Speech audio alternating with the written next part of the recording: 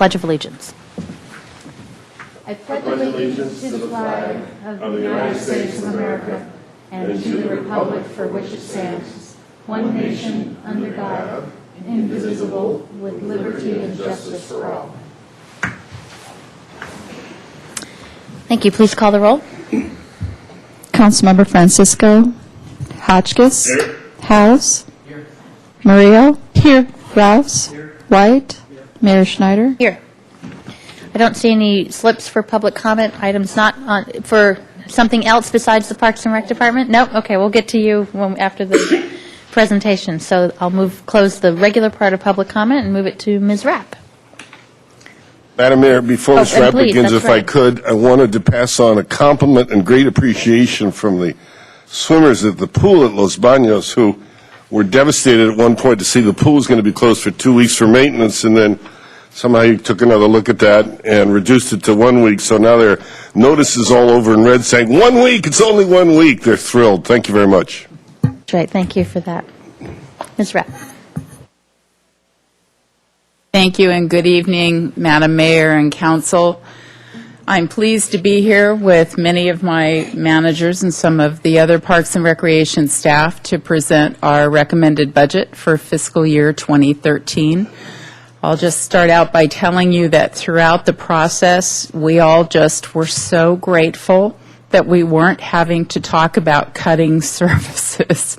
So we really appreciate that we are being able to start with basically a status quo budget and make changes from there. So with that, we'll head into the Parks and Recreation Department budget. So I'm going to start out with a department overview, and then with the different funds within the department, we'll review the recommended budget. And that would include the Creeks Fund, the Golf Fund, and the General Fund. And we'll also include capital. As part of the General Fund budget, we'll talk about our budget strategy and our changes to the originally proposed FY 2013 plan. Then we'll cover our P3, or performance measure highlights, and then we have been asked to talk about what might be some of our funding priorities as we look forward. So we've also included some information on that. So this is an org chart for the Parks and Recreation Department. The top three boxes are administration, and we have business services and project management over our capital program. All of that is part of administration. And then recreation, parks, golf, and creeks. You can see that we have a number of programs in some of the different divisions. Most notable, Parks Division has 4 operating programs, and the Recreation Division has 8 different operating programs. The department manages 63 general fund facilities, which is about half, almost half of the total general fund facilities for the department.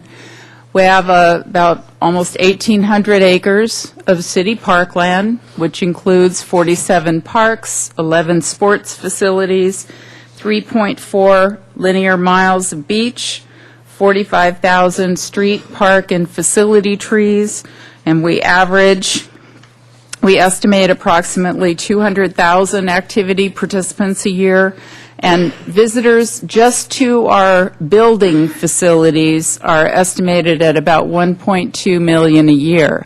And that does not include parks. We've never really come up with an estimate for the number of people who use our parks. The department budget is almost $19 million. We have 91 full-time equivalents and 114,000 hourly hours. You can see that the general fund is the biggest portion of our department budget, a little over $13 million and a little more than 70 FTE. The remaining 2 pieces are golf and creeks. Golf with about $1.9 million for their FY13 budget, and creeks a little over $3.7 million. And I'm going to pass the baton to Cameron Benson, the manager of the Creeks Division. Thank you, Nancy. Good evening, Madam Mayor, council members. I'm Cameron Benson, the Creeks Division Manager. Tonight I'll be presenting the proposed FY13 Creeks Division budget, and with one important exception regarding our forecasted revenues, which I'll get to in just a minute. This proposed budget's identical to the one you saw last year that was part of the city's 2-year financial plan. As you know, most of the funding for the Creeks Division comes from the voter-approved Measure B, which was a 2% transient occupancy tax that is placed into a special fund and restricted to pay for stormwater and surface water quality improvements and creek restoration projects. The Creeks Division receives no funding from the city's general fund, and the proposed budget that we'll be discussing tonight is consistent with Measure B and also with the Creeks program funding guidelines.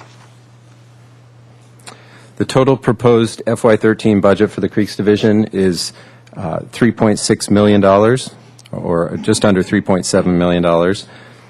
Our proposed expenditures for fiscal year 2013 are substantially similar to our FY12 budget, with a few exceptions, and those are that fiscal year 13 contains an additional $100,000 for our capital program transfer. The FY13 salaries and benefits costs show approximately $67,000 increase from FY12. That sounds substantial, but $52,000 of the $67,000 increase from FY12 reflects the fact that we had the labor concessions, the unpaid furlough in FY12, which are not being proposed for FY13. And then third, the FY13 budget includes $75,000 increase from FY12 in supplies and professional services. $60,000 of that amount is for a water quality public opinion survey, which is required by the city's stormwater management program, and $20,000 of that increase is a one-time cost for remulching one of our restoration projects up on Upper Las Positas Creek. And as you can see, the capital program constitutes and as in other years, remains the largest single line item in the Creeks Division budget at 36% of the budget. On the revenue side, and this is the only significant change from what we presented last year, the Finance Department is projecting a $211,000 or 8% increase in Measure B revenues in FY13. That increase is offset just slightly by a decrease in our forecasted interest revenue, but we're still looking at total revenue increase from FY12 to FY13, 7.5%. As you can see, though, at just over $3 million, we are that the proposed or the forecasted revenues do not match the proposed expenditures. So what we're looking at doing is transferring approximately $675,000 from the Creeks Fund reserve to the FY13 budget.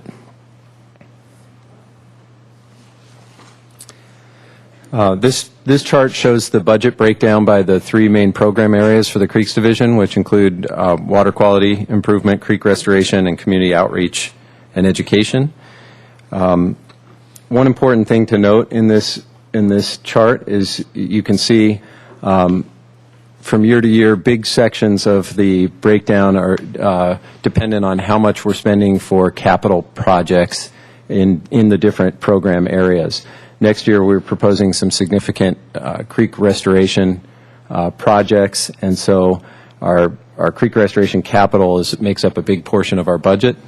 That changes fairly significantly from year to year. If we just look at our operating budget and how that breaks down, the numbers change quite dramatically, and we would be spending 50% of our funds on water quality, 26% on creek restoration, and 24% on outreach and education.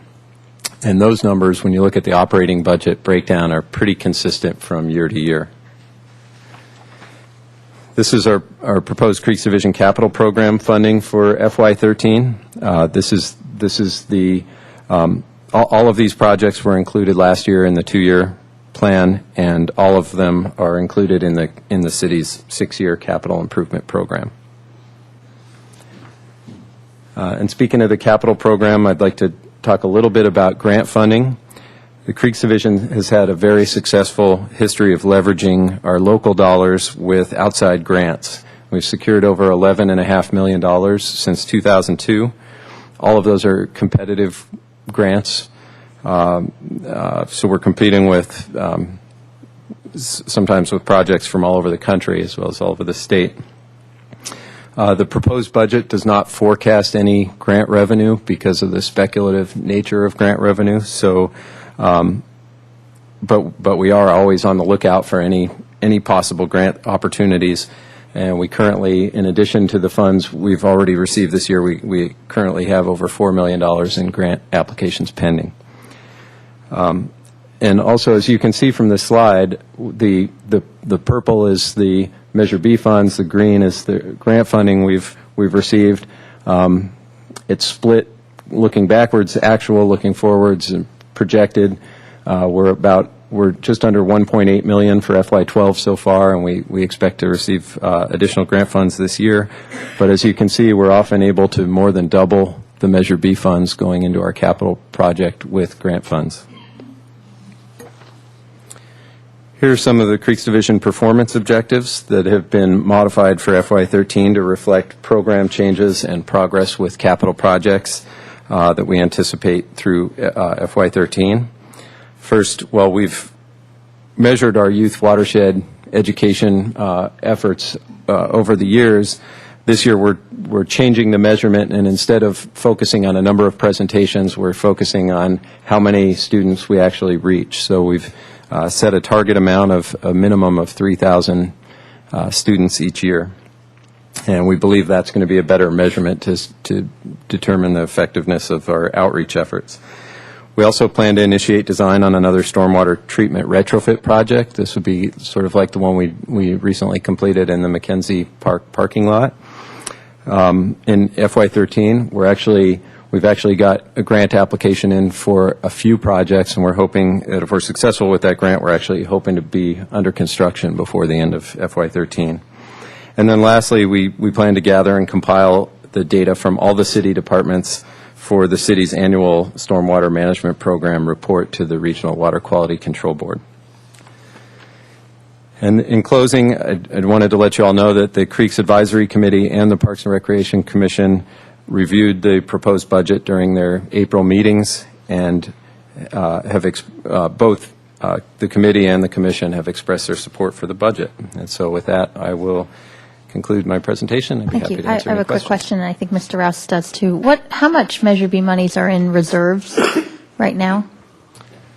Madam Mayor, the Creeks Reserve Fund is, we have a recommended dollar amount that the Creeks Advisory Committee has recommended for us to target. It's about $3 million. We currently have $3.5 million in the account, and so going forward and using $675,000 this year would leave us at $2.82 million, which the committee felt was comfortable, or the committee was comfortable with and felt was close enough to the target. Well, and you also might get some grants that might offset that $600,000 that you're hoping for, right? There's Correct. potential for that? Correct. And by the way, it's always amazing to see how you're able to leverage those outside funds. Was $3 million a dollar amount? Is it a percentage? How was that number put? Just curious. I don't remember. The way the committee arrived at that number was the purpose of the reserve is to use for capital projects or grant matching funds or during downturns in the economy. The committee arrived at that amount by looking at the cost of sort of an average capital improvement project for the Creeks Division. We used the Arroyo Burro Estuary project, which was approximately $1.5 million, and the committee wanted to essentially have 2 projects worth of funds on reserve at any given time. And we have now for several years in a row used some reserve to essentially it's funding part of our capital program as we go forward. The reason we've been able to maintain that reserve is in large part due to grant funding. At one point, for one of our projects, we were going to use a significant amount of the reserve funds, about $1.7 million for a capital project, and then we ended up getting a grant for the entire amount, and we're able to put that money back into the reserve. Great. Mr. Rouse? Thank you, Madam Mayor. So, Mr. Benson, so I'm clear to kind of piggyback on what you're just talking about. So as you project your CIP or plan out in the future, are you planning just with funds on hand or developed capital funds and grants are kind of the gravy? Is that basically how that moves forward? Madam Mayor, Councilmember Rouse, no, as we're looking at our capital program, we do try to project some amount of grant funding into our capital projects. It's just that, we don't know exactly what's going to be out there. Sometimes with the help of the committee, we will reprioritize a capital project based on short-term availability of some grant funds, and we see an opportunity to leverage the dollars we have and really take advantage of the grant opportunities that are out there. So you may have to back burner something, for example, if the grant doesn't. If it doesn't, right, correct. Next question was, when you talked about the targeted lots for retrofit, do you have specific lots in mind? Yes, Madam Mayor, Councilmember Rouse, we're currently looking at 3 city facilities that we could install this type of project in. One is over at Oak Park, one is at the Davis Center, and one is at the Franklin Center. Thank you. Mr. Hotchkiss? Quick question, I should know the answer, but I don't. Does Measure B sunset? Madam Mayor, Councilmember Hotchkiss, no, it does not. One other question, and I meant to contact you ahead of time. I'm sorry about that. I'm just going to spring this on you. As you know, the city has entered into a consent decree with Channel Keeper based on wastewater treatment, and part of the agreement included a one-time payment of $125,000 to a nonprofit called Watershed Management Group, which is supposed to be doing outreach about landscaping and other kinds of water-wise repair to reduce runoff. I mean, it's similar to the Mackenzie Park parking lot, except it's people's yards instead of a parking lot. And it occurs to me that if it does fit within Measure B's mission in terms of the type of project, would it make sense, and I guess it's a policy question for council too, would it make sense, and is there money in the Measure B pot to have this 125 come out of Measure B, thereby leaving a little more funding for additional pipe replacement that's needed in the first year, which is also another part of the consent decree that's nothing to do with you. So I don't know if you want to comment on that, or if that's something, I don't know if the Creeks Committee ever discussed this thing, because this consent decree was just filed, so I don't know if they've had a review of that or not, but I think, and maybe just to my colleagues, it might be something for us to consider, looking at the big picture of where this money, whether it comes from the wastewater department in their budget with the rate increases, or if it's more appropriate for this one piece of it to come from Measure B funds. So, Mr. Benson, if you could comment on that. Sure, Madam Mayor. I have not seen that in the consent decree, so I don't know. I can tell you that we do an extensive amount of outreach with regard to what's called low-impact development, and so that's infiltrating, stormwater or urban runoff into soils or mimicking the natural hydrology of the land. So that's certainly something to take a look at. Like I said, we do a lot of that kind of work. Yeah. And already. The Creeks has given, you mentioned educational programs, but so there's precedent of using Measure B money for another nonprofit to do work that fits within the guides of what Measure B is about. Am I correct in that? Yes, for Yeah. example, with watershed education, Right. we contract some of that work to Art from Scrap. Okay. Thank you for that. And again, I meant to contact you earlier today.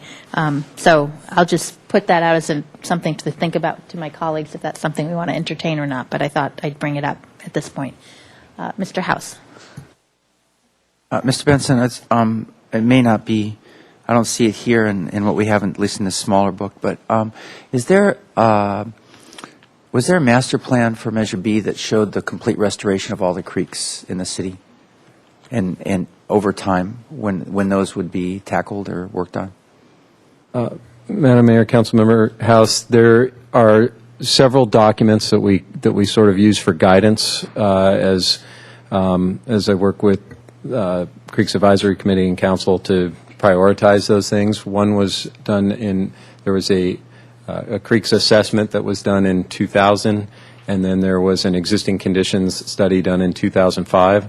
Fairly thick documents. They've identified a significant amount of priorities and issues in terms of restoration and water quality, and we've taken those documents and done some analysis of that to develop our capital program and the priorities in the program. I see. So there's a kind of not like it's ever going to be over, but there's an end game kind of a presentation where it shows even outside of our ability to fund and support the different restorations or improvement programs that are adjacent to the creeks. There's a large scope vision of the Measure B. Yes. And where is that? I'd be interested in taking a look. Well, like I said, there are two documents. Both of them are available on the Creeks 2000. Division website, Right. so it's sbcreeks.com. Okay. And one is called the Creeks Inventory and Assessment, and one is called the Existing Conditions. Is that right? Existing Conditions Report or Watershed Okay. Conditions. And so like for, say, Sycamore Creek, for instance, if we were to really fully restore that entire stretch coming down through the city from up in the canyon all the way down, is that part of that? Does that show up anywhere? Madam Mayor, Councilmember House, Jill Zachary. If I could perhaps answer that question a little bit, since I was the Creeks manager at the time we prepared that analysis. It essentially is a constraints analysis. It looked at hydrological constraints, geology issues, urban development, land ownership, a variety of different factors, because every watershed is different and solutions might be different. And so we wanted to have a better handle on what are the technical challenges associated with restoring these creeks. And it could vary creek by creek. And then we selected through our capital program areas that were prioritized by the committee, by council, and also were, to some extent, publicly owned land, and or we had the ability to advance a project there. It's very conceptual. Mm-hmm. So a significant amount of additional work would have to be done to put together a comprehensive creek restoration plan that I think perhaps Okay, so what you're referring to, that actually hasn't where been we done. could do, Okay. foot by foot what we would do. And Okay. but there's so many different resource documents that could get put together to come up with that answer. That would take a focused effort to take it to the next Somewhere level. here I saw Mid-Arroyo Burro Creek acknowledged somehow. Where is that, and what's that about? Mid-Arroyo Burro Creek is defined in the 6-year capital improvement program as being Arroyo Burro above or upstream of the 101, and that's a project that has not been funded yet. It's scheduled to start receiving funding, I believe, in 2014, and then we would begin to really define that project. Okay, but then the golf course was already one piece of that puzzle, right? The golf course project? That was a project that was also identified in a study done in 2000 for locations where we could achieve water quality and restoration benefit within the city. It was on public property. That's actually on a tributary to Arroyo Burro called Las Positas Creek. Got it. Okay, and then the project at the bottom of the creek already completed where the bridge is, the pedestrian bridge and everything. Correct. The rest of Arroyo Burro, is that on the capital program list as a possibility for full restoration? Yes, we have there are two other projects that involve Arroyo Burro, or actually I should say three. One is lower Arroyo Burro. That's identified three possible locations. One is just upstream of Cliff Drive. One is on the city's property across from Elings Park, the 6-acre parcel, and one is in Hidden Valley, just upstream of Torino Road. And then there is a Las Positas Valley restoration project, and that's That's the segment of Las Positas Creek that has not been restored that runs right along Las Positas, and the confluence with Arroyo Burro is right at Veronica Springs Road, or just downstream of Veronica Springs. And so that's a project that will be focused on Las Positas Creek. And then there's a project on San Roque Creek, which is one of probably the largest tributary to Arroyo Burro, and upstream of the freeway. So each of our creeks has that kind of a assessment associated with it? Yes. Okay, then within the next couple of years, are any of those things like in Sycamore Creek or Arroyo Burro, are those actually on our list to accomplish? Yes. They are. Okay, very good. Thank you. Ms. Murillo? Thank you, Madam Mayor. I don't have a question for Creek staff, but I did want to congratulate you on your creative idea on how to address the costs created by the Channel Keeper lawsuit. And I would support staff looking at it. Among Mr. Benson's talents, he's also a lawyer, so you might have some good ideas about how we can navigate that. And Mr. Wiley, of course, would need to advise us. And but I would send it to the Creeks Advisory Committee as well, since they're in charge of that pot of money. That's what I would support. Thank you. Okay, thank you for that. Okay, I think those are all the questions for the Creeks Division. Thank you. Thank you. So moving on to the Golf Fund, I'm very pleased to tell you that thanks to the improving economy, the very great golfing weather that we've had this year, which means not so great because our rainfall is down, but it's been good for the golfers, and we have excellent course conditions. Things are looking up at the golf course, so a very different story from what we shared with you last year. Rounds and revenue are improving. Our work to increase our marketing and the effectiveness of our marketing is paying off for us. We are proposing this year some minor fee increases. We have some position changes which are substantially helping the golf course in FY13 and going forward. And we also are proposing a restructuring of our outstanding debt. And this chart really tells the story. It shows you how many rounds the golf course has done from fiscal year 07. The red column is fiscal year 11 actual, so between 07 and 11 we went from 84,000 rounds down to about 63,000 rounds. And when we were building this year's budget, our intent was to just get to where we were in 11, and I'm very pleased to tell you that I think we're going to exceed that. Not by a whole lot, but at least it's not going down, which was our concern. And based on many meetings and additional analysis with the finance department, we're going to project the same level of play for next year. And again, hopefully we actually will do better than what our budget is proposing. And this is our golf fund revenues. You can see that the largest source of funds is our greens fees, our golf fees. And if you look across, I've included the actual for FY11, $1.5 million. We budgeted higher in FY12, but I don't think we're really going to get that. We've been below budget all year long. So we were right now projecting 1.532.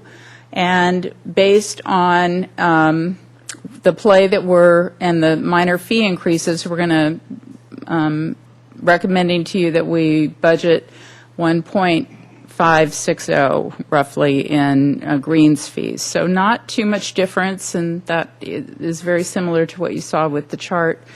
Our concession revenues are our next largest income, and we are again projecting just conservative growth. It's about 2% growth.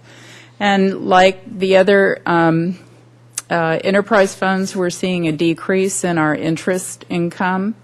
And other revenue, the big numbers in the earlier years, the 56, almost 57,000 in FY11 was a payout related to the compensation back to the golf course for the Creeks project.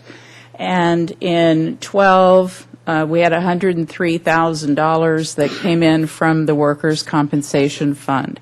So we don't have the benefit of any of that money in FY13.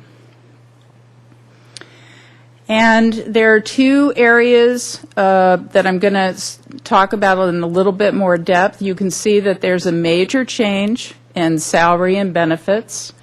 And we also have a pretty significant change in debt service as well. And other than that, for the most part, aside from the transfer out for capital, golf expenses, maintenance expenses are pretty much standard from year to year because we have to maintain the golf course at a certain level of maintenance, and to not do that begins to affect our revenues. So you can see that the golf budget, we are projecting to operate at a deficit for this year of about $19,800. And we are also, we will project that we're going to end the year with being slightly under on our policy reserves. So we are, we're going to be about $95,000 below our required policy reserves. Our total required reserves are about $531,000. And we will have $436,000. So slightly below, but I think we can rebuild those over the coming years with some of the changes that we're proposing with this year's budget. So primary changes in salary and benefits. We had one grounds maintenance worker who retired. We also are taking advantage of a vacant grounds maintenance worker position in the Parks Division, and we're going to transfer one of the golf staff over to Parks. And we also had a half-time accounting assistant, permanent part-time position that we're changing over to an hourly position.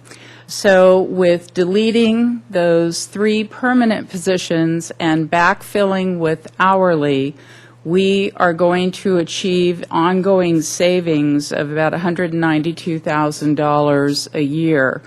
Total FTE is reduced by 2.5, but you can see that our hourly staffing is increased by over 2,000 hours.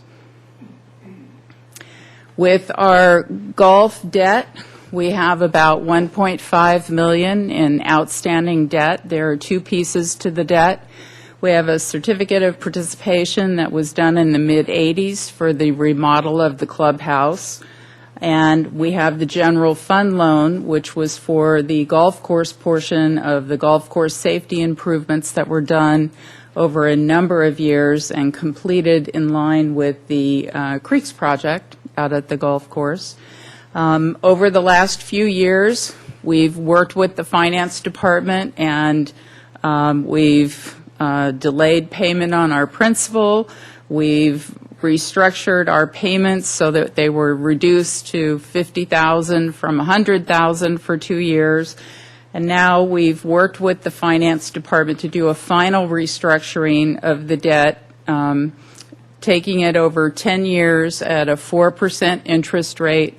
It will reduce the annual debt payment by $100,000 for the golf fund. So it makes it much more sustainable going forward. The fee changes, as I mentioned, we have very few fee changes that we are proposing, largely because we did a significant amount of analysis last year and we increased most golf fees $3. And so this year we focused on the fees where we felt we really had the opportunity to increase our fees but stay competitive in the market. And so we also, so we looked at our discount fees, so for Super Twilight and Twilight.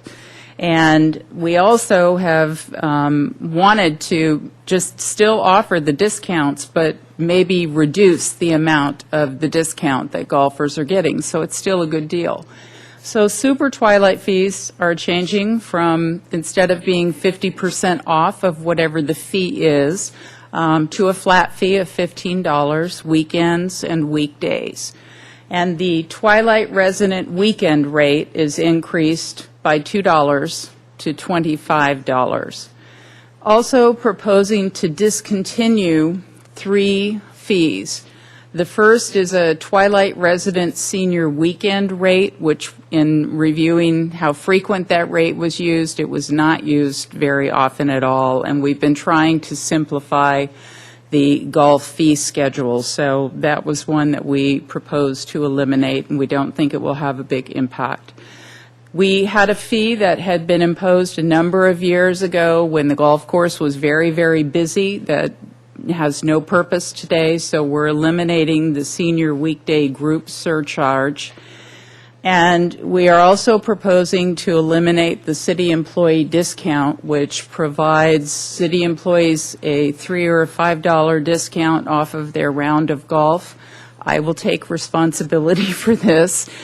I just couldn't justify giving city employees a discount when the golf course is struggling financially and it receives no funding from any of the other city operations. And I feel that the golf course offers great discount programs for everyone. So we've notified all of the city employees who have a golf discount card, and I've actually gotten emails back from them saying, we understand, I'm sorry, but we understand. So those are the fee changes that are being proposed with this year's budget. We have 3 projects in the capital. Driving range fence repairs for $30,000. We want to complete the improvements to our irrigation system with a GIS mapping software system that will give us more flexibility on a hole-by-hole basis to make our watering more efficient and also less labor-intensive because it can be done all on a computer-based system. And that's $30,000. And then turf equipment replacement for $75,000. I also wanted to point out to you that we reviewed our performance measures, so you will see that in red are some proposed changes to what you actually have in your packet. Rounds, you can see we've already been talking about it from a low in FY10 of 59,000 to up where we're currently projecting 63,327. Our greens fee revenue is at 1.56 million, as you saw those numbers already. And then we took a second look at what criteria were we using to determine the revenue per round and also maintenance costs per round. So using that updated criteria, I applied it to the FY 2010 actual and 11 actual, and then what we're projecting for FY 12, and then what the new revised number is in the performance measures for FY 13. So revenue per round, you could see, has actually been pretty static in spite of some of the changes that we've had. And so FY 13 is proposed at $24.63. And then maintenance costs per round go from the high in 2010 of $26.48 to FY 13, $22.07. And part of the reasons for looking at the differences over those years is, of course, we had the furlough, and then we have the position savings in FY 13. So those are updated numbers that we'll actually be working with finance to put into the budget before it goes for a final print. And at their regular meetings of March and April, the Golf Advisory Committee recommended unanimously the golf budget and the fee changes. And I'd be happy to answer any questions that you have related to golf. And if you don't have any, we go on. So with that, I'd actually like to turn the presentation over to Assistant Director Jill Zachary, and she'll cover the general fund. Thank you. Madam Mayor, members of the City Council, with the general fund presentation, we're going to give you an overview first of some of the changes that have occurred since fiscal year 2009 to the Parks and Recreation General Fund budget. Talk a little bit about the furlough impacts, and then present the recommended budget, some key budget changes that we're proposing, and review with you appropriations revenues, performance measures, and our funding priorities. So as Council will remember, the last number of years have been more difficult, and for Parks and Recreation, the general fund, our overall budget decreased over 18%. The contribution of the general fund to our budget decreased 26%. As you know, we have revenue sources, and we'll remind you and present those revenue sources as part of tonight's presentation. Our workforce reductions, overall, we have permanent staff, and we also rely significantly on hourly staff, particularly in our recreation programs during the summer months. We had an overall workforce reduction of 23%, and when you look at it from a full-time equivalent standpoint, 17 permanent staff, which is about 20% of our staff, and just over 18.5, 18.6 full-time equivalent staff, which is about 27% of our hourly staff. It came with reductions. It came with, as you know, we transferred programs to other agencies. So one of the things we strive to do is to maintain services to the community. For example, we work with the Police Activities League. So our programs changed, but we did, where we could, transfer to other agencies. We also reduced the services that we had within our department. And our capital program, we had 11 projects that were either reduced or eliminated. That said, I would point out on the high note, we were able to find other sources of funding to complete a number of projects: community development block grants, redevelopment agency funds, grants from state parks, grants from nonprofits. So we were still able to move some things forward. From a furlough standpoint, this slide shows you furlough for the entire department. It represents just under 4 full-time equivalent staff. For the general fund, it's just under 3 full-time equivalent, although that's not subtotaled there for you. Parks, Recreation, Administration, the equivalent is 2.9 full-time equivalent, or about 6,000 hours of staff. This did translate into some impacts in terms of providing services to the public, facility closures during the holiday season, reducing facility and program hours. We changed some of our programs, our neighborhood services, impacts our creeks water quality enforcement, water quality testing in storms. With fewer hours, less work is completed. Some of the issues we tried to address and managed over the course of the furlough years were tree service requests, activity registrations, moving forward with some of our administrative projects. And then from our operations standpoint, because we have a parks division and a golf division, we were as creative as we could be, and we always had staff, so we were always providing service. We just had smaller work crews, and when you have smaller work crews, you refocus the priorities for the day to make sure that you're providing that basic level of service to the public. We also did reduce our park ranger coverage as a result of the furlough. Mayor? Back to the creeks water quality enforcement. Now, excuse me, I guess I'm not understanding the definition, what the creeks, what Mr. Benson runs, and what you guys do in Parks and Rec, and where the division is, and why that wouldn't be part of their purview as opposed to a general fund issue. Madam Mayor and Councilmember Rouse, the slide refers to the entire department, so we sort of jumped back into giving you a view of the furlough impacts for the entire department, whether it was golf, creeks, or the general fund, because furlough was something that was implemented citywide, and we wanted to make sure that council knew that the general fund, there were changes, but then also other programs were affected as well. So it was a little confusing in the way we presented the information.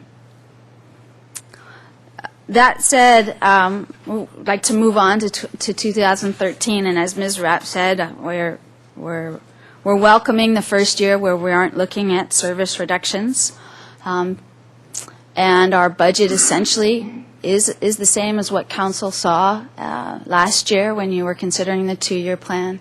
That said, we did take this opportunity to analyze our organization, our operations, to look at our resources, to ask questions whether we could improve efficiencies or effectiveness, to see whether we could address some of the needs that we have, particularly as it relates to our equipment and our facility maintenance, and also in light of the fact that some of our revenues are improving, and with improved revenue that gives it the opportunity to look at how do we go about taking advantage of those improved revenues to provide services. In a few slides, we'll go through some of those specific recommendations. But overall, I'd just like to present the appropriations for the general fund for fiscal year 13. The proposed budget is just over $13.1 million. The changes by major object area, as you can see from the slide, are in salaries and benefits and in other special projects. And some of that has to do, again, with the anticipation that there won't be mandated furlough this coming year. As it compares to our 2011 budget, which is 12.4, and we are projecting 12.6 million for 12, which essentially is what's currently budgeted and adopted.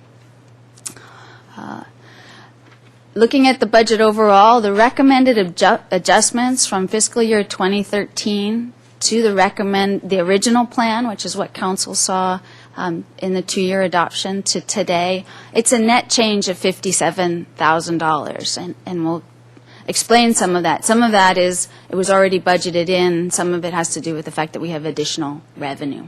And this shows you by major object, again, where those major changes are, and it's largely in salaries and benefits and supplies and services. Looking at our appropriations by major object, just under 60% of the expenditures on an annual basis are for salaries and benefits, and then supplies and services at just over 20%. Not surprising, given that Parks and Recreation provides direct services, open space, manages the urban forest, and provides recreation programs. We have people that do that work. Broken down by our divisions, the 3 divisions in the general fund, the administration division represents 9% of the general fund budget with 7.1 FTEs, recreation 41%, and parks and forestry 50%. Of the parks and forestry budget, just under $1 million is dedicated to the street tree maintenance program. So that gives you a sense of how that budget plays out. And we are proposing 70.3 full-time equivalent. That's exactly what we have today. It's no change in full-time equivalent, and just over 109,000 hourly hours. Revenues, as I mentioned earlier, revenues are improving. Both in fiscal year 12, we're projecting additional revenue over the original budget, and as a result, we're also proposing and recommending that council adopt a budget with revenues that are higher than proposed this time last year. For the Parks and Recreation Department, revenues represent 35% of the funds that operate our department. The Recreation Division, 52% of the Recreation Division, it comes in as cost recovery. For the Parks Division, that's 26%. So that gives you a sense of how it breaks out. And our revenue comes from contracted services, facility rentals, recreation programs for adults, for youth, year-round, in the summertime, park rentals. Those are the major sources of our... Would you repeat that summation? It was interesting, but it was fast. Oh, certainly. Madam Mayor and Councilmember Hotchkiss, revenue for the department comes from contract services. So, for example, we provide contract services for the waterfront department to maintain the landscapes in the waterfront parking lots. We also oversee the downtown organization maintenance of State Street, so that's revenue that comes into our department, and that gives you a sense of that. Utility users tax comes into our department for maintenance of street trees. This is part of the street right-of-way. For recreation, the revenues that make up recreation division include park rentals, recreation building rentals, the myriad of recreation programs, swimming at Los Baños, all the different things that we do, all of those combine to make up the revenue that comes into the department. As I mentioned, looking forward at fiscal year 2013, we're recommending an increased revenue budget of $131,000 over fiscal year 12 and over what we had originally anticipated would be for fiscal year 13 this time last year. What we're experiencing is a couple of things. Number one, the Carrillo Recreation Center is remodeled and open and in high demand, and we're projecting additional significant revenue through the rental of the facility, but then also the programs that we're offering at the facility. And similarly, our aquatics program, our tennis program, our sports programs, we're seeing some of our revenues return. And as a result, and this is based on the experience that we're having this fiscal year, so we're projecting it into the next fiscal year, that's why we're proposing that we increase the revenue budget for the department.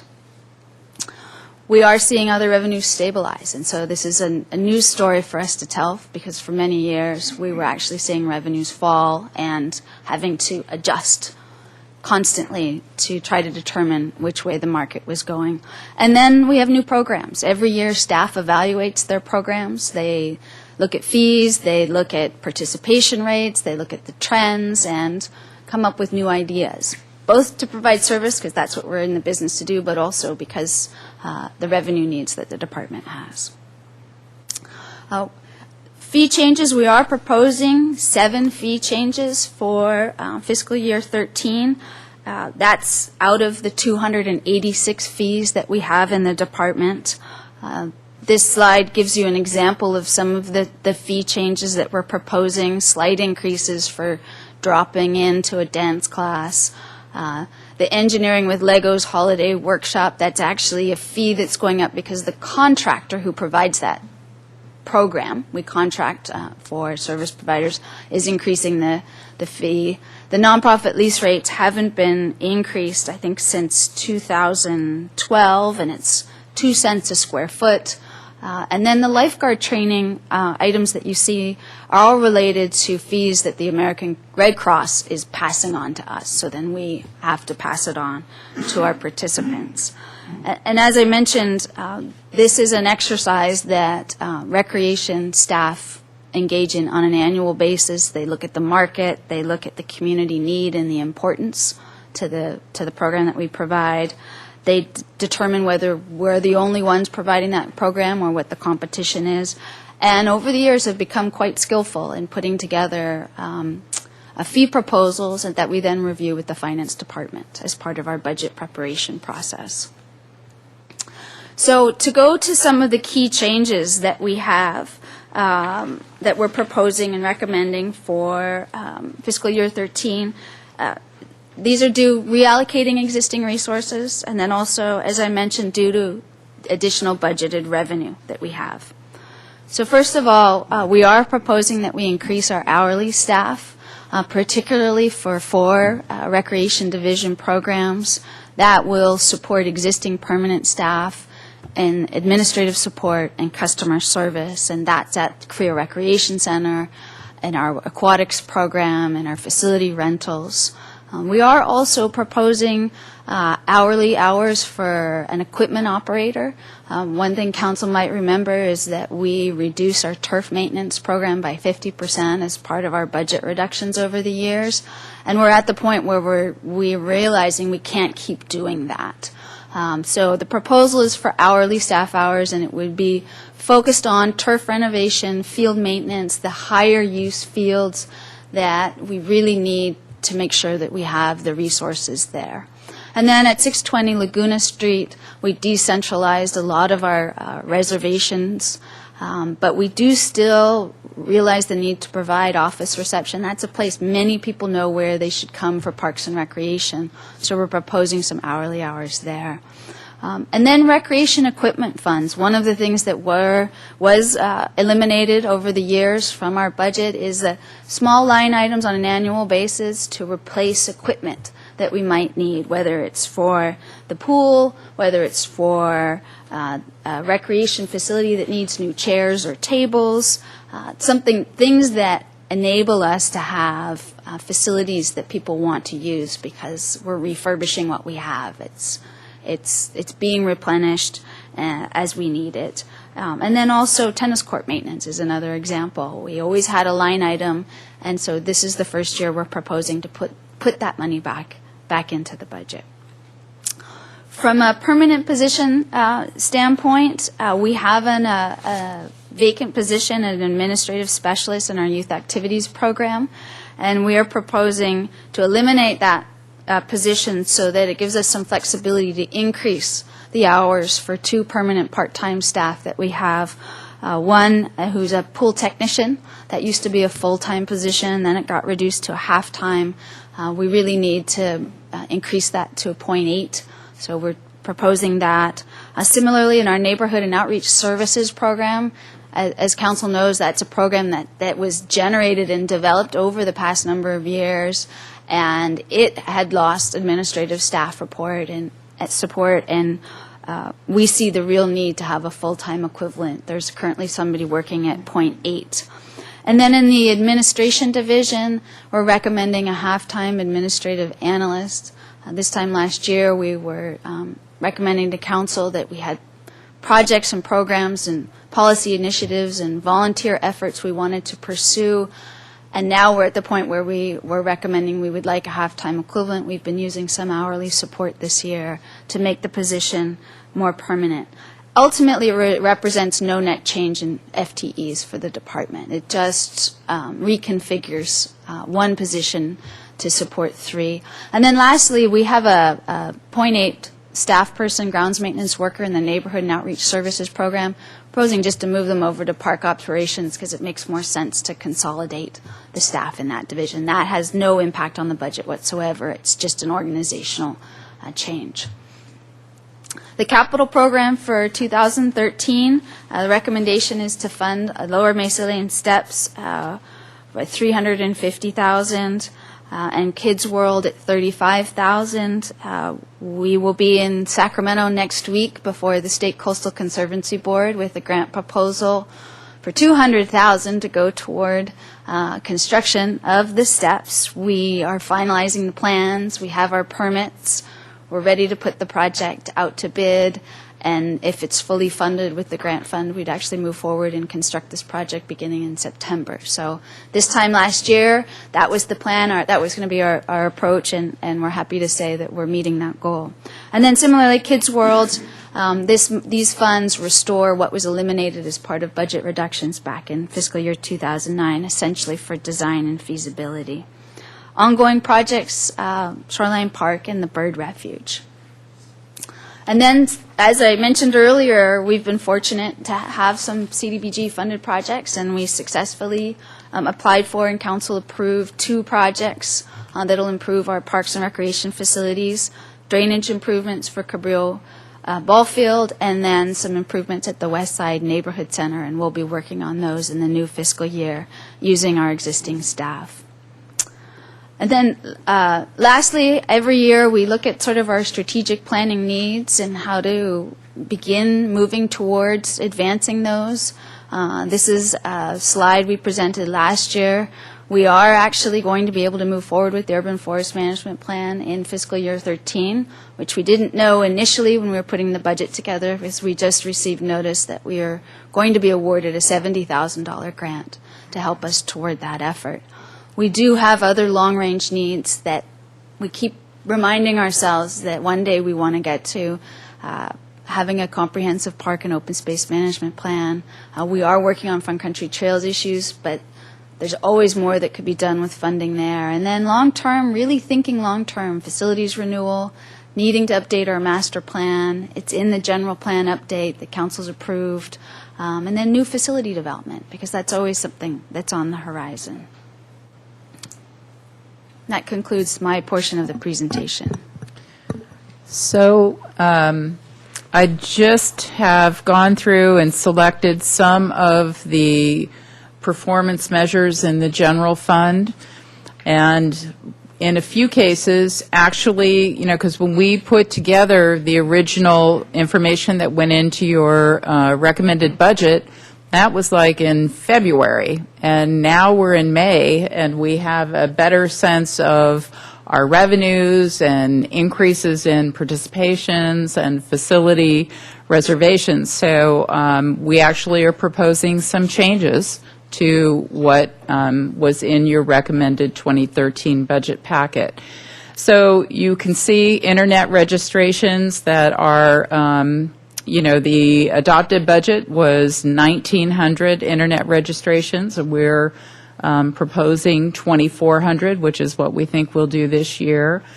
The registrations for free and fee-based programs, we actually are increasing. It had been 11,000 projected for FY12 and also budgeted for 13. And you can see that we're, based on what our current activity is, that we're projecting $12,000 registrations and increasing that to 12,500 for the coming year. And the revenue for Chase Palm Park Center and Casa Las Palmas is a good reflection of what's going on in our facilities. The FY12 adopted number that's actually in your budget document is actually not a correct number. It's at $100,000. The actual number is $170,000. We are going to exceed that this year. We're projecting over $186,000, and so we are going to adjust the FY13 number to $185,000. So that's a pretty good increase in just talking those two facilities. And spring and summer registrations, you can see again 900 that was our adopted number for FY12. We think we're going to do that, but we also think that we're going to do more than that next year. I think right now we're up about 15% in our spring and summer registrations compared to this time last year. So we're going with a target of 1,200. And you can see the reflection of largely from the increased activity at the Creo Recreation Center. So for contract class registrations, we're increasing those numbers to 3,000 for this year and increasing the number for next year up to 3,250. And I think, you know, just looking at some of the parks measures there, I just wanted to highlight what we've been able to do in exceeding our targets, but without having increased funds. So it really is showing what we've been able to do with increased efficiency. If you look at street trees pruned and park and facilities pruned, in FY12, we had an adopted budget saying we were going to do 5,100 street trees. We are projecting we're going to do 5,500, and that's the number that we're going to go with for next year. And even more striking is the park and facility trees that are pruned. Our target was 480. We're actually projecting almost to double that, 850, and going for 800 next year. And it really is about work efficiencies of the urban forestry work groups and being strategic in our contracting and all of those factors that go into getting the work done on an annual basis. And I'm going to close with just sharing some of the thoughts that we've had. The general fund, so parks, and recreation, and, for looking at our budget, and developing our FY13 budget, we really started by identifying what were our needs, both from a staffing perspective, deferred equipment, deferred maintenance, and we have made significant headway by the fact that we had revenue above budget for FY12. So with that revenue, we are being able to address some of our outstanding deferred equipment. With FY13, as Ms. Zachary talked about, we've been able to address some of our more pressing staffing needs, getting the right resources in the right place. And so we kind of revisited, okay, so what are our priorities for looking for funding from here on out? And so these are the things that are related, and this is just to maintain our current service levels. So we would like at some point to restore the IPM Green Team and projects. So that's $170,000. That's 2 FTE plus 1,000 hours of hourly. Park irrigation. There are 2 major projects that need to be done for replacing irrigation systems, and for operational efficiency, we really need to restore an irrigation tech that was one of the positions that was eliminated. And then you can see that we've prioritized some contract funding to do some of our projects. So $60,000 for redoing some of the landscape beds at Alice Keck Park Memorial Gardens, and that's a one-time expense. And then ongoing expense is, now that we've begun to do some management of the bird refuge, we really need to put some money in there to be able to maintain the work that we have done. And it's difficult to carve out of what we currently are funded with. And some park facility maintenance things, signage, trash cans, asphalt work. It's just all these little things, and these are just the large numbers. We have a very detailed list. Down the road, we would very much like to restore the funding for the High Fire Vegetative Fuels program. We have maintained the vegetative fuels management of those areas, but we've had to do it by cutting other park services to do it, because those are a priority. We don't have a choice. We need to do it. So by restoring funding into that, it would allow us to put resources back into our park maintenance. And then you'll see that I've included hourly park rangers. And with and this is again current service levels, the challenges that we're having in our parks. I just got an email today, as an example, that there were 2 incidents in our parks that the park rangers were not able to respond because they weren't available, and PD was not able to respond because they had other issues. And one was an individual who was hanging out in the park that actually went up and threatened to remove private property from one of the groups that was renting the facility. And the other was, we had a group that had amplified sound at Oak Park, and by permit it was supposed to end at 7, and it went until 8:45. So, I mean, those are the kinds of things that they affect our rentals. So, people not wanting to rent in our facilities, and then also our good neighbor relationships. And so those are just 2 incidents that happened today that are related to us needing to have more park ranger presence in our parks. So When you have a violation like that, amplified sound, what can you do after the fact? after the fact, we will follow up with the person who had the permit, but there's not much more that we can do. Can they be penalized? No, not really. So we just give a tap on the back of the wrist and say, bad, don't do it again? Well, most of our events are returning events, and so they really want to maintain their good relationship, so it doesn't happen that often.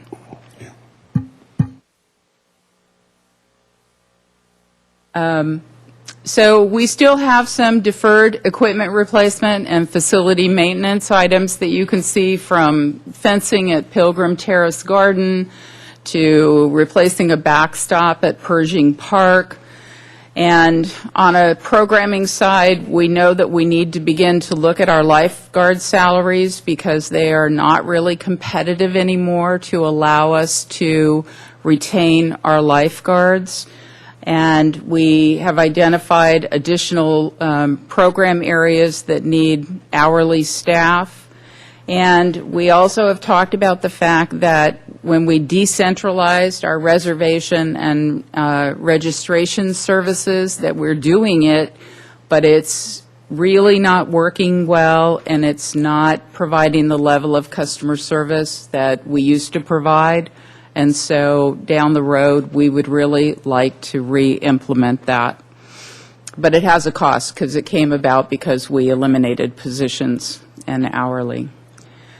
And we are not really focused on increasing service levels at this point, but I thought you might like to see some of the things that we are talking about if, in fact, we are able in future years to begin looking at putting services back. And it's never that you're putting back what you cut away. It's really about what does the community need now. And so there are a couple of swim programs that we would like to, see funding restored. The evening swim at Los Baños and the funding to operate West Beach Wading Pool. There's also, I think an increasing need to offer more youth after-school activities at our 2 community centers. We have never really done enough senior programming, and our senior population is growing in the city. You can see that we've also been getting a lot of questions about off-leash dog areas in parks, so funding to do that. And there's also a trend that we've noticed, an increased use of West Beach. And we currently don't provide lifeguard services at West Beach. This is something that we're discussing with the Waterfront Department, but that would be a one-time cost for equipment plus an ongoing cost for staffing. But these are just some of the things that as we've been, in the mode of cutting back, and now we're kind of, how do we keep doing what we're doing? We know that there are a lot of other needs that are out there. So the Park and Recreation Commission did recommend approval of the Parks and Recreation budget to you, including golf, the Creeks Fund, General Fund, Capital, and our fees and charges. And so with that, we're available to answer any questions that you have. Great, and we do have some public comment speakers. The list of items you'd like to bring back, were those in any particular prioritization or not? I mean, like going down the list, was the top one of the capital, the top one on the list, or is that something that still needs to be determined by your department? To be honest, we didn't spend a lot of time on it because we know Just a that wish there's list. no magic pot of money. Okay. If, in fact, there was an opportunity to look at some of these things, we could prioritize. But we understand there's no new money being printed in the back closet. Right. But as we can, we definitely need to be looking at how do we fund these items. Okay. I know on the capital, I know the Finance Committee, you're looking at some policies related to if at year-end revenues come above, if there's money left over, if there's a surplus at the end of the year, what do you do? Do you just put it in reserves? Does it go to capital? Right, reserves to policy. And so if that was the case, then we need to start looking at what are the, not just in Parks and Recreation, but all the departments, obviously. But even within your own department. Okay, well, that makes sense that you didn't spend a whole bunch of time prioritizing something that probably wasn't going to happen. But I appreciate the list, though, because it reminds us of what we used to have and what needs to come back at some point. So thank you. And I thank you, Madam Mayor. And I also should have said, we intentionally, this was really everything other than capital. And your comment also reminded me that I wanted to highlight some of the comments from the Park and Recreation Commission. I did forward you their recommendations, but they're very concerned about the lack of capital and deferred maintenance funding for parks, recreation facilities. We have a significant backlog, as you well know, in aging facilities, and the need to look at that. And for us, our ability to generate revenue offsets our maintenance and operation costs and the ability to provide programs.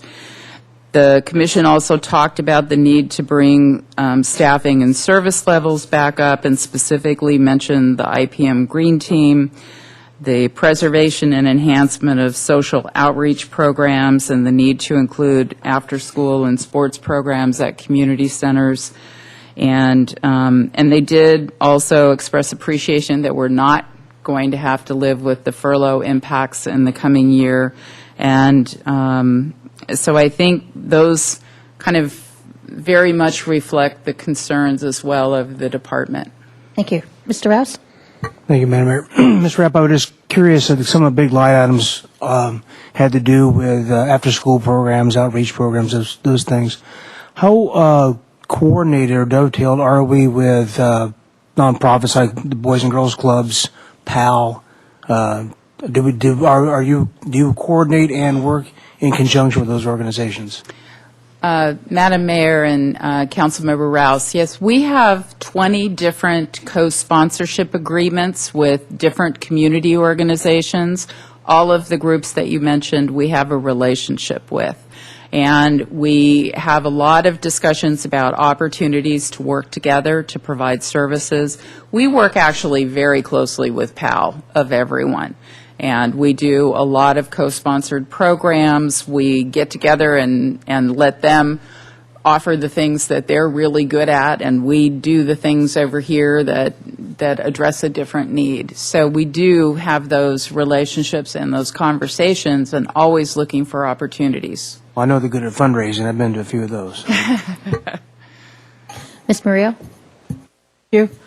Ms. Rapp, may I ask about Bonet Park? When I'm in my own neighborhood there, people ask about maintenance of the field, and I know that soccer tears it up, but I think that park use, whatever it is, takes its toll on, the turf. Is that, how can I introduce that as a priority to, and I would argue for that, because if we can have pride in the park if it's not kind of a dirt center there, and also soccer is very popular with youth, and especially Latino youth. It'd be something for them to do there in the park. Madam Mayor and Councilmember Murillo, Bonet Park is a real challenge, and over the last 13 years, I know of at least 2 different times when the city has invested significant dollars and park staff time in closing the field, renovating the turf, and then it looks like it does today within a very short period of time. And the reason for that is the first reason is that the field is overused, and it's overused because it's the only facility of its type in that walking area for people to get to.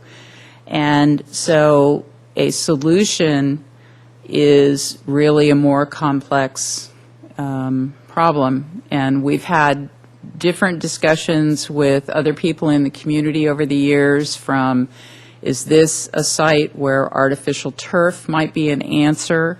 It's not inexpensive, but it might provide a need. So as a way of saying the priority is there, I will tell you that I am working, I and Santos Escobar and Mark Alvarado, we're working with a group of people who are coming together and forming a collaboration to look at how to improve Bonnet Park, how to look at the Boys and Girls Club as part of that complex. We're looking for a bigger picture. But Bonnet Park soccer field is a challenge that just throwing money at turf renovation is not really the right answer. Are there other fields that are equally torn up and then they get renovated and taken care of? Nothing like Bonnet. The other fields, the level of use just doesn't match that. And if they, and I actually will defer to Santos Escobar to address that further, but it just is, it's not the same level of intense use on such a small area. Well, while he's coming up, I just, if people are using it, that's a good thing. It's a good And thing. if I can lend some kind of support and attend maybe the meetings that you're talking about, please use me. And I was just going to say that I will do that, and I'll, let you know kind of how I'm in the process of setting up a meeting for us to all come together and talk about opportunities. Mr. Escobar? Madam Mayor, Councilmember Murillo, in regards to Bonnet Park, like Director Rappas stated, it is a very difficult area because the area is actually so small, and the section of turf in the center of the turf are worn out, and a lot of that stems from folks actually overuse, cleats being used. We've done our best, not only in English but in Spanish, to have the neighborhood go through and not wear cleats to not tear up the turf, but it's really difficult to manage that, especially in the evening hours, because if you were to go out there, like right now, I could guarantee that there's 15 folks using that park right now. It'll go all the way through 9 o'clock in the evening, where you're having pickup games out there. There's 35 folks out there playing ball, and it makes it really difficult to maintain turf. We have worked with the neighborhood. A few years ago, we did go through and replant grass, but within a couple months, it was back to just dirt again. So that's the time frame. It takes 2 months for it to go back to bare dirt.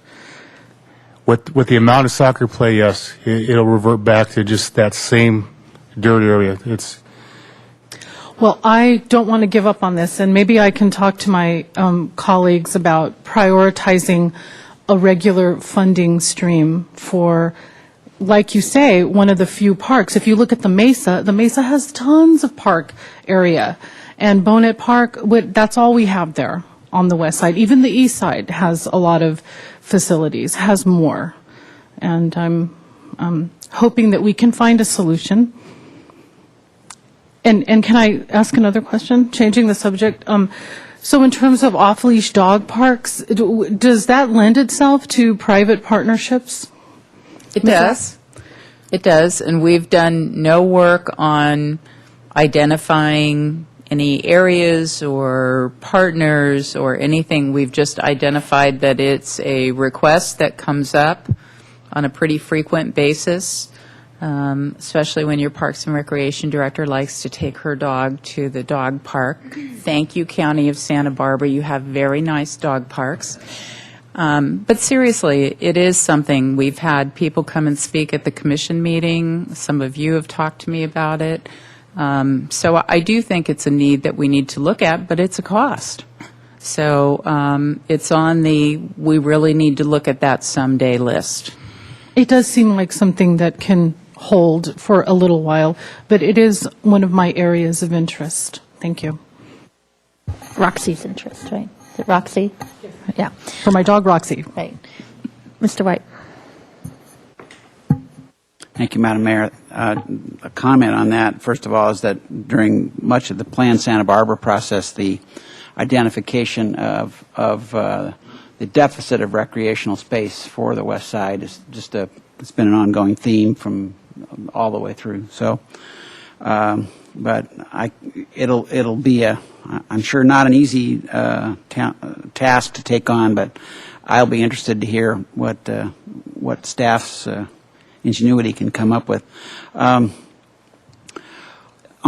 was a budget item on turf. You said there was some increased investment that was being proposed for turf management. Can you describe what the budget is now? I mean, what is the dollar amount that you were using as a base, and and then there was an increase proposed. I don't know what scale we're talking about there of what the increase would do. Madam Mayor and Councilmember White, I will initiate an answer and then ask Santos Escobar to jump in. We're talking about 500 staff hours is what we're proposing. We currently have 3 equipment operators for our entire park system. We have 1,700 acres. And some of our areas require more maintenance when they're actively used as ball fields. And other areas, we have reduced the maintenance, and so we haven't done the type of turf renovation projects that we used to do in the past. If we've had 1 or 2 of our equipment operators off, we've had to redirect staff to backfill. So the idea is really to broaden our resource base just to keep better pace with just general maintenance. We don't break out our turf program with a specific dollar amount. We just have assigned staff that are trained to be able to operate that type of equipment. And I don't know if Mr. Escobar would like to add anything. Mayor and Councilmember White, in regards to our turf maintenance, what we're lacking is our renovation of our turf, where we're ended up getting just a little bit too much thatch. Like, say, for example, at Shoreline Park, you'll see how the grass is very, very thick. And when you have that thatch layer, that's a lot of organic material that needs to be cut and reduced in order so you can get the water to filtrate a little better. You get the fertilizer that when we're applying it to go down the root system, and you just get a healthier turf. It's not as mushy and such. And that's throughout our entire park system, from everything from the Alice Keck Park to Bonet Park to Cabrillo Ball Field to Dwight Murphy Ball Field. We just need to get back on track and be able to do that. And I feel that with adding this hourly position that we can move in the right direction, since with our major budget cuts, we did go through and reduce our field maintenance by 50%. And that's a huge loss. Absolutely. How did you manage to get so many more trees trimmed with the same amount of money? Madam Mayor and Councilmember White, it's actually accumulation of a number of years. For the last probably 5 years, the forestry program has evolved. We have been using more of the funds for contracting. We have been able to bid out projects on a more competitive basis, so the cost per tree has gone down. And then our staff resources, we've identified ways to increase their efficiency and effectiveness. In some cases, I think we've been really successful in the last year because the stars aligned. The bids we got were really competitive. The type of trimming that we had to do was also not significant. So, for example, if you have a large eucalyptus tree and it needs to be trimmed, the cost to do that could be quite a bit different than just doing a regular pruning of a palm tree. So we've had the pruning work that's been done has not been super significant. So those numbers can change because we could require more money to do 1 tree or the same amount to do 20 trees. So every quarter we evaluate our expenditures, our productivity, where our staff are spending their time on trees, what contracts we need to let to keep pace with street trees and park trees, and we manage the program very tightly. Well, that's a remarkable feat. I guess one of the analogies that comes to my mind is the airport terminal, where the bids came in lower than anticipated, and maybe there's some, and I know by experience that the private sector certainly is hurting, and so that would certainly make the bids more competitive.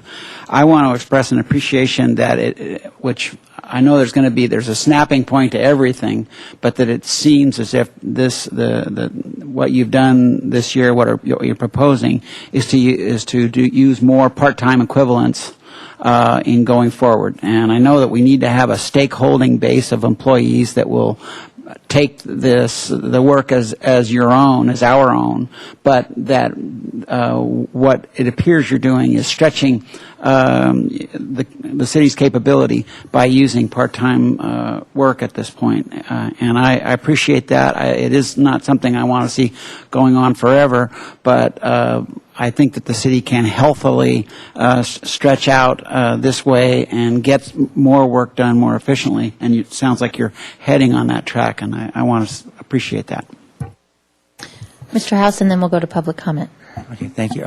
First, I just want to say, and to Mr. Escobar, I really do support Councilmember Murillo's concerns. I'm sure all of us do about Bonnet Park, and you don't need to answer right now, but it seems like this probably isn't the first time there's been a super heavy use of a particular field, in the United States. There's got to be solutions out there. We just, what are they, and how much do they cost, and what funds do we need to raise, or whatever that is. But those kids are going to play no matter what, I guess. I see the Muni tennis security lighting fencing on here, but it reminds me of something. Remember a number of years ago the big issue with regards to the lighting of the tennis courts near the high school, and it was surprising to me that somebody came and told me the other day that all those lights didn't get put up. They're actually sitting in storage somewhere. And when are they going to go up? And, is that something that would increase the use in the evening, certainly not during the summer, but in the latter, the dark parts of the year? Madam Mayor and Councilmember House, yes, it's true. We actually, when we were doing a municipal lighting project years ago, we had the funds to purchase additional poles, so we did that. And we had been expecting that we were going to have additional funding that could go to finish the implementation of that project, and then that funding never was realized. And we always felt like, well, that's okay. We've at least got the poles. And when we have the money to do the lighting fixtures and the installation, then we'll do that. The wiring is in, the poles are in. So for us to add lights on those last 3 courts at Muni will not be as expensive for us as it would have been if we were having to go in and from scratch and do it. Are they on the list? I mean, I didn't Yes. see that. Yes. I saw the security lighting, but it didn't seem to me that was the same thing. Yes, it may not be on this list here, but it's on our list. There were a lot of other things, but I just didn't want to be overwhelming. So yes, it's on our list. Okay. To add those 3 lights. And I noticed that one of the things that's been happening is with the facilities being renovated and opened, you're getting more revenue, and there's more participation, so that maybe is part of a solution part. Thank you. Do you remember what the price tag is on that to finish the project? I have it. Maybe while I look for it, if somebody else has another question. Sure. I want to go to public comment and while you're doing that. So we'll start with Grant Castleberg, to be followed by Leslie Wiscombe, and then Chris Casebeer. Good evening. Madam Mayor and members of the council, Grant Castleberg, landscape architect, and I designed Delos Keck Park Memorial Garden, and I'm here to ask for some funds, and I would ask Santos Escobar to say what he has in mind for rehabilitation. As you probably know, during the drought, when the water was turned off, many parts of the park just died, and a couple areas have been replaced with funding, the lower part from Public Works, and then area along Santa Barbara Street, the Sensory Garden, from the Santa Barbara Foundation and the Braille Institute, and I worked with the city on those. And I have done and will continue to provide my services pro bono in the redesign of those areas, and would like to see some funding to replant several of the beds. Santos, can you say how much? You can, think it would you just finish take- your comments, we can ask after public comment, so. Pardon me? Just refer your comments to us, and if we have questions to staff Okay. afterwards, we can then Yeah, do that. That's all. Okay, well, thank you I very have a much. question, But Mr. there we go. Castleberg. Mr. Castleberg, if you can come back. Mr. White has a question. Hi. You said that the Santa Barbara Foundation had funded a replanting? Yeah, the combination of Santa Barbara Foundation and the Braille Institute for portion of the park to be as a sensory garden. So that and the lower part of the park with funding from Public Works as a demonstration drought-tolerant garden are in good shape. Okay, great. Thank you. Thank you very much. Commissioner Wiscombe.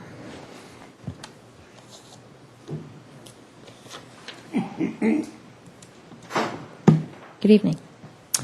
Good evening, Madam Mayor and members of the City Council. I'm Leslie Wiscombe, and I'm Chairman of the Parks and Recreation Commission, and I'm here to speak to you tonight on behalf of the Commission. On April 25th, as you know, at our regular meeting, the Parks and Recreation Commission reviewed and unanimously recommended that the City Council approve the FY 2013 Parks and Recreation Department budget before you this evening.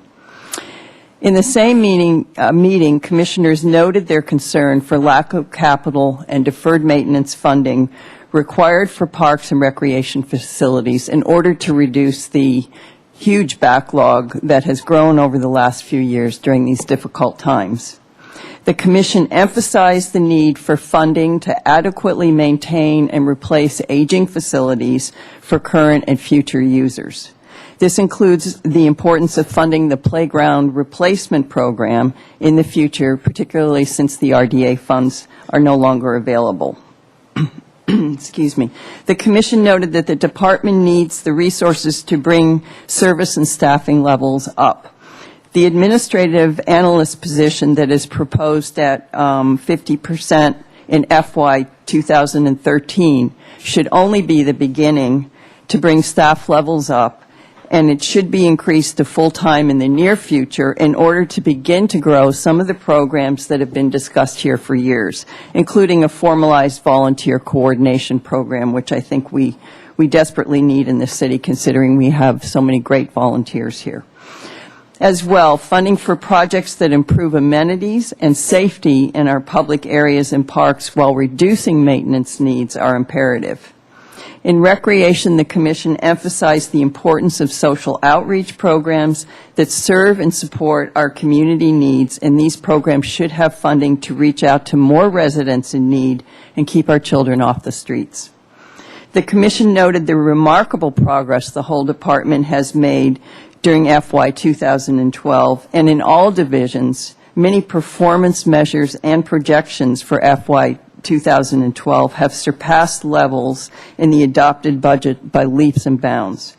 The Commission commends staff of the Parks and Recreation Department, including the Creeks Division and the golf course, for all their hard work, their proactive approaches, and the resulting successes in FY 2012, and recommends that the City Council approve the FY 2013 budget as submitted by the Department. Thank you very much. Thank you, Commissioner. And Commissioner Casebeer.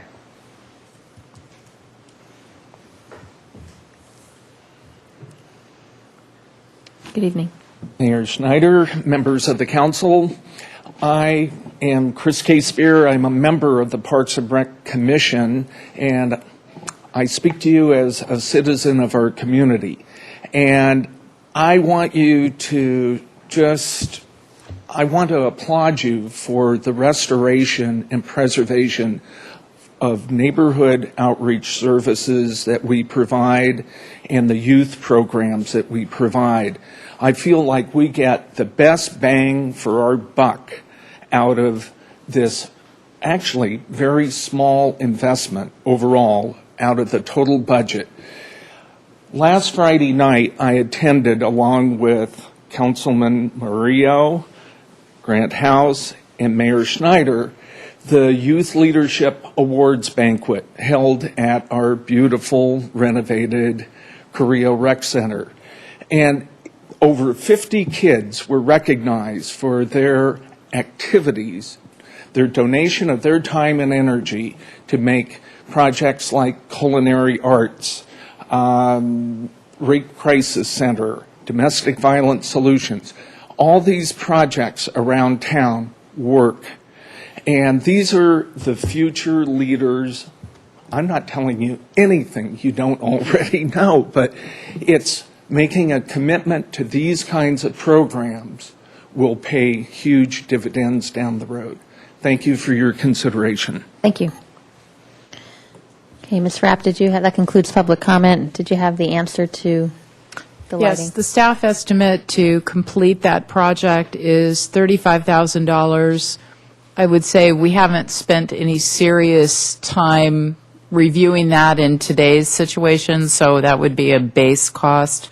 And, if it was something that we were really seriously going to look at, we'd have to revisit it with Public Works and make sure that's still a good number. Okay. And would that'd be considered a capital project then, I guess, right? It's not really at the level that it would be a capital project. Capital projects are usually $100,000 or more, but we have about $200,000 of improvements identified at municipal tennis facility. But what you've already purchased that's in storage, how much did we spend? That was a capital project. Yeah, but it's not implemented, It right? was, the poles and everything were purchased over 10 years ago, so I don't really recall. That long ago? Yeah. Okay. And Madam Mayor, because I sort of started this little line, I know I have a long memory on this, but I'll be the institutional memory for it. It is a project that needs to be completed. Right. And it would make a huge difference to the tennis community, including the young people who are, there were programs that were really specifically targeting youth at risk around tennis, and that was part of the pitch for going forward with this. So I would very much like to see this come about. Okay, I didn't realize it was that. There's some other lights on, but I have a couple of questions I'll start with. I'm glad you mentioned the volunteer coordinator position, because I kind of remember that big discussion a year ago, and looking good Santa Barbara or Santa Barbara Beautiful, or, trying to create that. What is is it just, we just put things on hold? But I know that was a big component of trying to do more with less paid staff, but utilize the volunteer corps. If you can comment on that. Mayor Schneider and members of the City Council, at the time, we were anticipating that we might have funds left over from a vacant position, and we weren't able to use those funds towards the volunteer coordinator, so we kept moving forward as best as we could with our existing staff and have done volunteer events. Okay. This time last year, we had hoped to be back with a full-scale, this is the plan, this is what we think it will take, and spend the time developing that.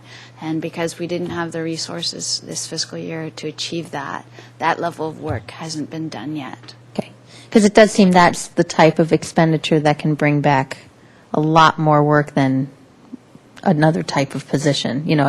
We could fund additional parks maintenance staff, which is also important, but then, but might not have the same kind of additional work product completed as versus a volunteer coordinator that can bring hundreds of people together to do park maintenance, So is that something, again, you're going to try to see as we grow out of this, that would be one of the top priorities, I guess?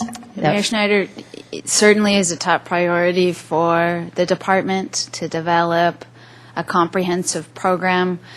What that looks like, who it would involve, how we would reach out to different segments of the community, whether we'd build from our work with church groups.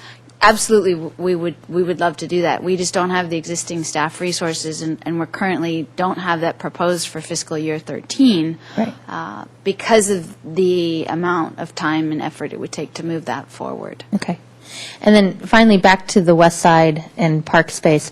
I know Harding University Partnership School is looking at renovating the asphalt area of their school grounds, and really, I think, moving forward in a much more aggressive a way than they had in the past. And I know Ms. Hanna has been at meetings, I've been at meetings. That I think, as we look at just Bonnet Park, there's that one piece with the Boys and Girls Club there, but there's also that connection with Harding that if there's some way we could play a more active role. I know we already are playing a role, but there's a great opportunity to change asphalt to a great soccer field for kids or something. I know they have some, and they're trying to figure out what their ideas are, and I know you and I have been at a meeting recently too. So, but the challenge in the west side is, there's really no more space. The extension of Bonnet Park, we had to purchase a lot and make it into parkland in order to even have that space up on St. Andrews Street. But, you just look at the neighborhood, and unless you're going to buy some property and level whatever's there and make it into a park, that's pretty much all that's available. So Harding really is, I think, another great opportunity there. So I don't know if there's any new updates with that, except that they're just still working on a plan, right? Yeah. Okay, we have more lights on. Mr. Hotchkiss. Thank you, Madam Mayor. Mr. Castleberg, thank you very much. You've designed a wonderful park there, and that dovetails with something I was going to ask. Is it possible to contract out at less money than otherwise we would need to refurbish some of that park? 100 hours a month represents about $30,000 for a year. 100 hours could do a lot for some of that park.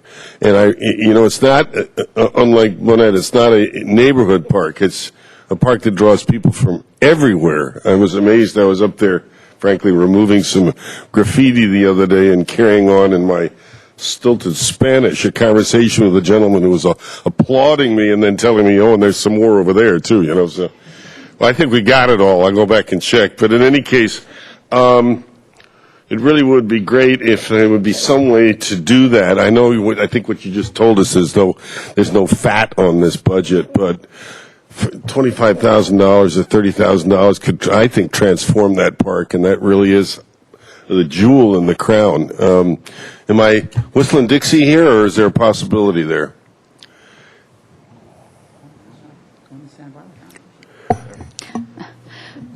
Madam Mayor and Councilmember Hotchkiss, we have identified, and Santos Escobar has worked with Grant Castleberg to identify what we would do to renovate the 3 beds. Our approach would be to actually do a complete renovation rather than a certain number of hours every month. Our concern is that the soil is so infested with the weeds that you'd just be playing catch up forever, and maybe we need to start from scratch. And that's what we've done. The Waterwise Garden, for example, that we did with Water Conservation, Public Works Department, that's an example of what we've done there.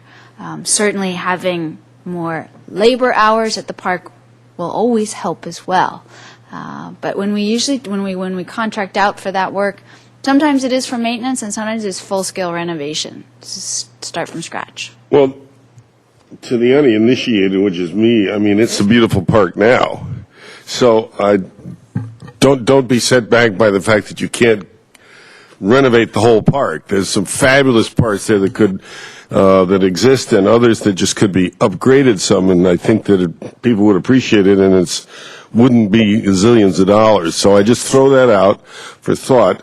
The other thing I wanted to bring up is I got an email today from someone over by Mesa Lane where there's an off-leash dog program, and you may have seen that, but there were several people that were bitten I think it was this last weekend.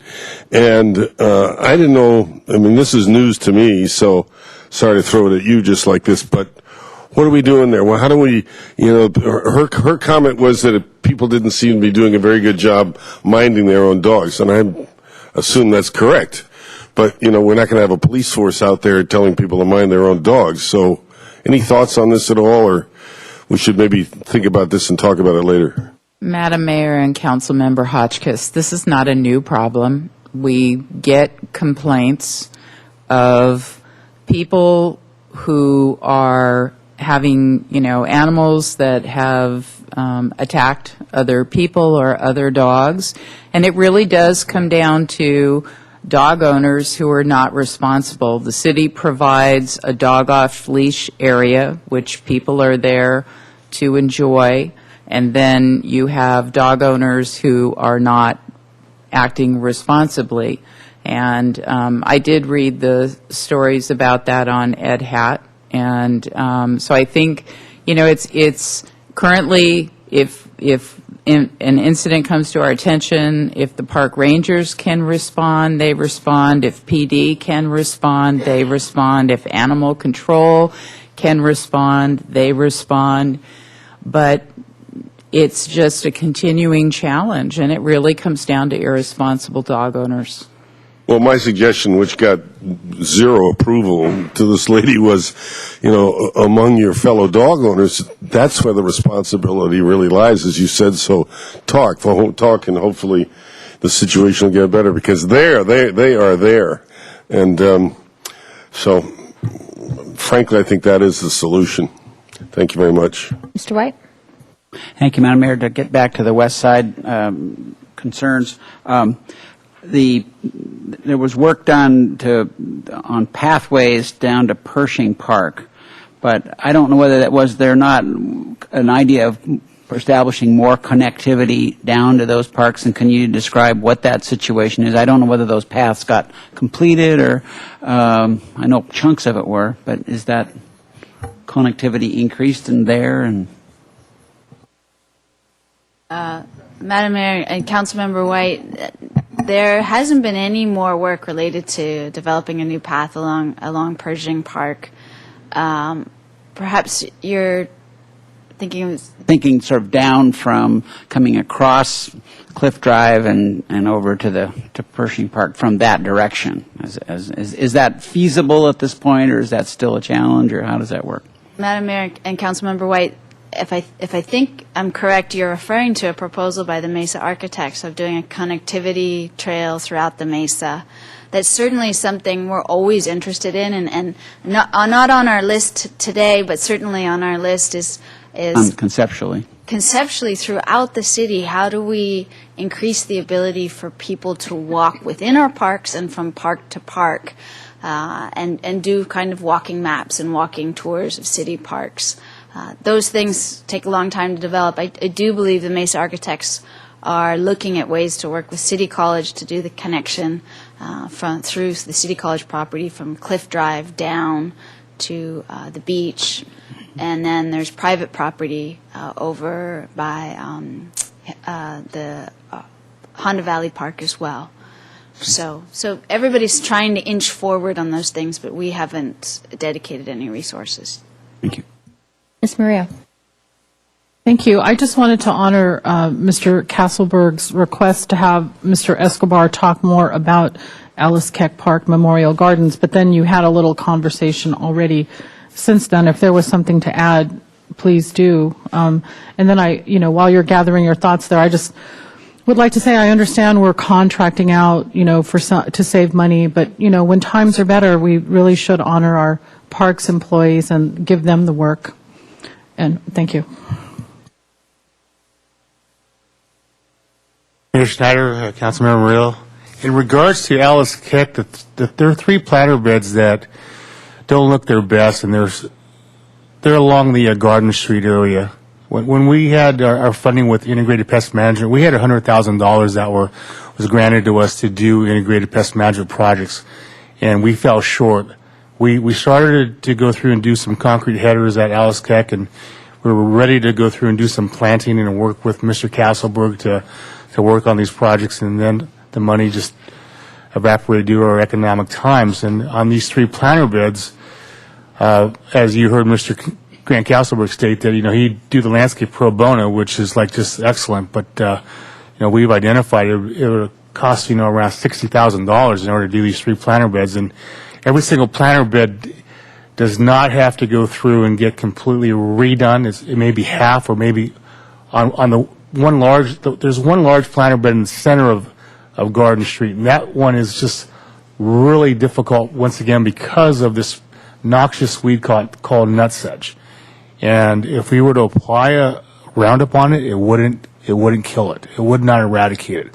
The only true way to eradicate it is we literally have to go through and remove all that soil around that entire planter bed and pull it aside and bring in sterile soil that's weed free. And just that alone is I anticipate costing at least $20,000.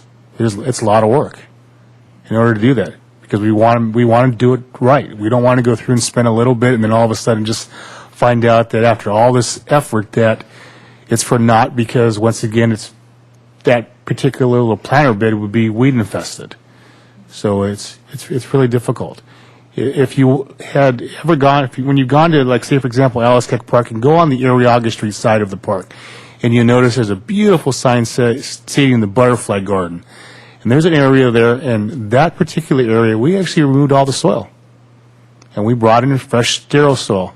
And I have, every Tuesday, if you want to come out and volunteer, every Tuesday at 2:30 in the afternoon, you want to learn We're something. a little busy Tuesdays at 2:30, So, but that's okay. what can I tell you? Take time off, but That it's might for be, other folks. That might be a good alternative, actually. But I have a. Guess it depends on what's on the agenda, right? Oh, boy, you got me there. That's a good one. But in regards to that, every Tuesday at around 2:30, we do have 2:30 to 5:30. There's a group of folks that are enthusiastic, our master gardeners from Santa Barbara County, and there's between 3 to 9 folks that show up, and they put their heart and soul in that garden. It's beautiful, and you go through there, and you'll see that there's not a single weed in that spot. And that's what truly a garden is all about. Just having beautiful flowers, no weeds, and it's giving back to the community. And it's awesome. So that's what we're looking for. Thank you for that. Mr. House? This last year, we changed the way that we have our advisory committees for the community centers, and now we have the neighborhood advisory committee, and Mark's here representing that. And you mentioned how important it is for us to really step it up for senior programs, and I guess maybe the bottom line of this is we want to have those community centers maximized, really fully utilized in the most efficient and most effective way.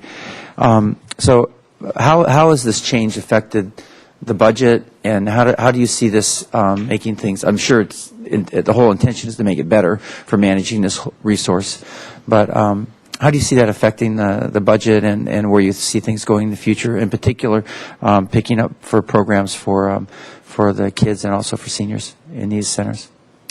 Madam Mayor and Councilmember House, one of the program areas that was very protected over the last 3 years was what was the community center budget and then became neighborhood advisory as neighborhood and outreach services. So over those years, we really did not reduce funding for that area as much as we could. We really protected it. So, and they also, the staff, have been very creative in their collaborations with other organizations to bring activities in to the community centers. And we are, really working to expand their services and bringing their services into the community centers. So they're providing the services. The focus on senior programming, there's a lot of need for senior activities for seniors in this community. And that has just not been an area that we have put much resources in over the years. And that's an area, to be frank, that will have to be pretty subsidized by the general fund. Those are the seniors that we're talking about are not the ones that are going to plop down, $45 to $65 to go take a class. Those are not the seniors who are underserved at this time. So, we're really looking at a more subsidized program. So that's why the collaborations are really important. But we know that those are the two areas that we really need to see how we can grow services in the community centers.